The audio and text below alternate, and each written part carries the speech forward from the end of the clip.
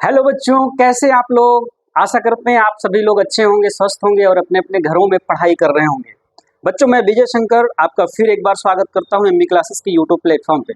बच्चों, आज मैं कक्षा 10 मैथ्स की क्लास में जो पहला चैप्टर है रियल नंबर, उस चैप्टर की एक्सरसाइज 1.1 के प्रश्नों को लेकर के आया हूँ। पिछली 2 क्लासों में हमने एक्सरसाइज 1.1 के पहले क्वेश्चन और दूसरे क्वेश्चन को अच्छे से समझा था। दूसरे क्वेश्चन के प्रश्नों को मैंने आपको करने के लिए दिया था और आशा करते हैं आप लोगों ने जरूर किया होगा। बच्चों, आज मैं तीसरा प्रश्न लेकर के आया हूं। अच्छे से हमारा साथ देंगे, हमारे साथ हमारा सहयोग देकर के इन प्रश्नों को समझने का प्रयास करेंगे। तो बच्चों, तीसरा प्रश्न है अभाज्य गुणनखंड विधि द्वारा निम्नलिखित पूर्णांकों के एचसीएफ और एलसीएम ज्ञात करना है। पिछली क्लासों में आपको एलसीएम और एचसीएफ निकालना मैंने बताया था। उसी सीरीज में हम इन प्रश्नों में भी पिछली जो क्लास थी, पिछले प्रश्न में हमने 2 संख्याओं का एचसीएफ और एलसीएम निकालना सीखा था। यहाँ पे हमारे सामने 3 संख्याएं हैं, तो यहाँ पे देखेंगे 3 संख्याओं का एलसीएम और एचसीएफ कैसे निकालते हैं। तो बच्चों, मैं पहला प्रश्न यदि मैं बताऊं आपको, तो देखिए पहले प्रश्न में जैसे संख्या है 12, तो सबसे पहले हमें देखना बच्चा ये है कि अभाज्य गुणनखंड विधि का प्रयोग करना है। किसका प्रयोग करना है? अभाज्य गुणनखंड विधि का प्रयोग करना है। तो अभाज्य गुणनखंड विधि पिछली क्लास में आपको बताया गया था, आपने अच्छे से समझा होगा, पढ़ा होगा। तो बच्चों, पहले तो हम 12 का, 15 का और 21 का क्या करेंगे बेटा? अभाज्य गुणनखंड करेंगे। अभाज्य गुणनखंड करेंगे। तो अभाज्य गुणनखंड करने का तरीका बताया था। यदि 12 के अभाज्य गुणनखंड करना है तो इस प्रकार से हमें इसको तोड़ना होगा। फिर इसको तोड़ना होगा हमें कैसे? 2 से।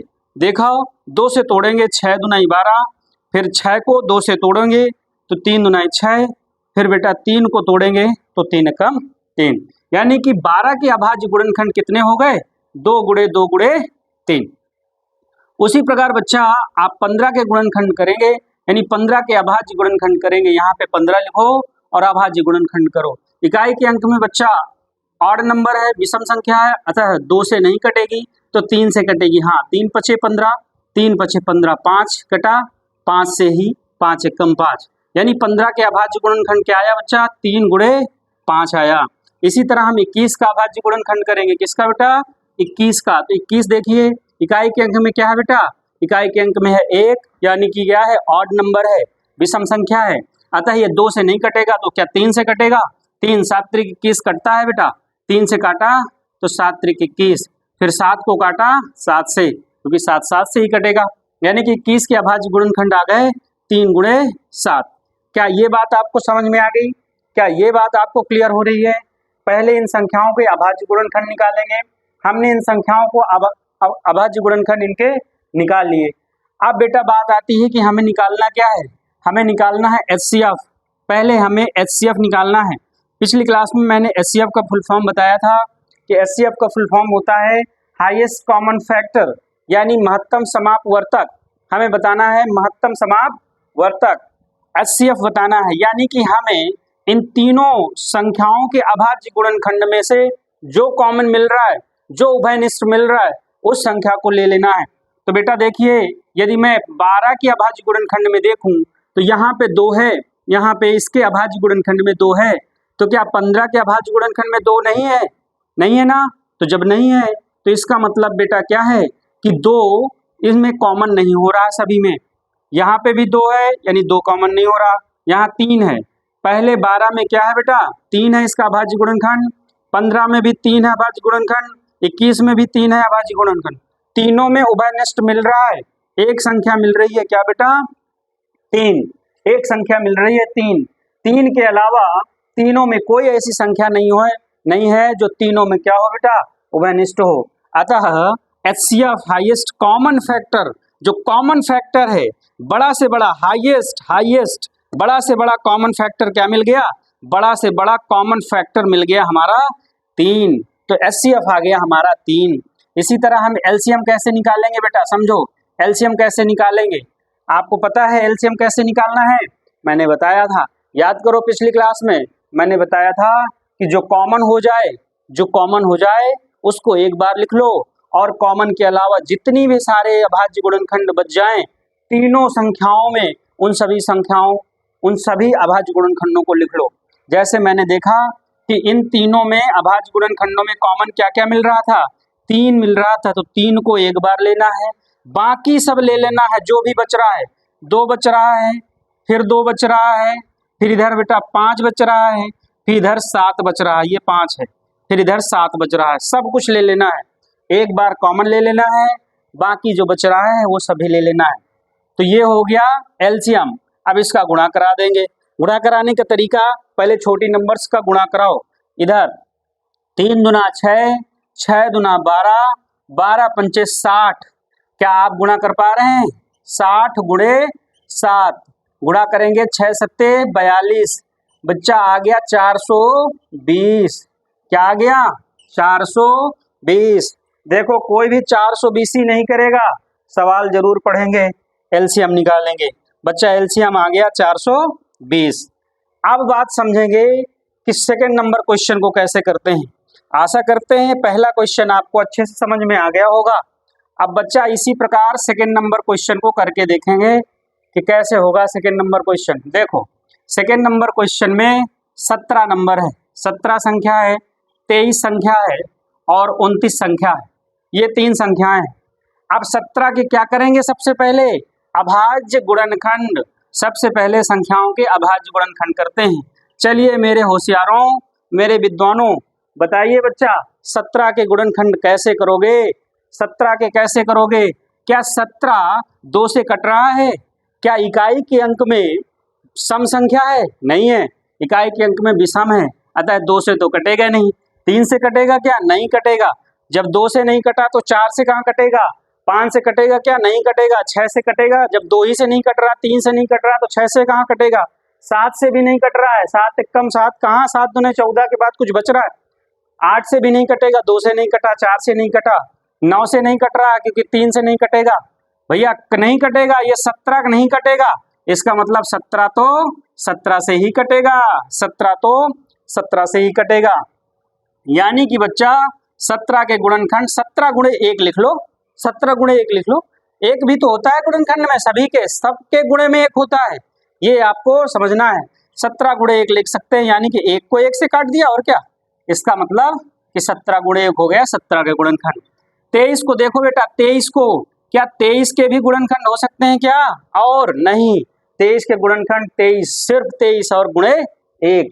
और 29 के भी बेटा आप चेक कर लो, 29 के भी गुणनखंड नहीं होंगे, 29 गुणे 1 इसका भी होगा। समझ गए बच्चा?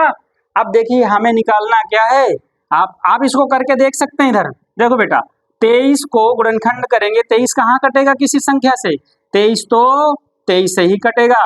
इसी तरह 29 तो 29 से ही कटेगा, इसके अलावा किसी संख्या से नहीं कटेगा।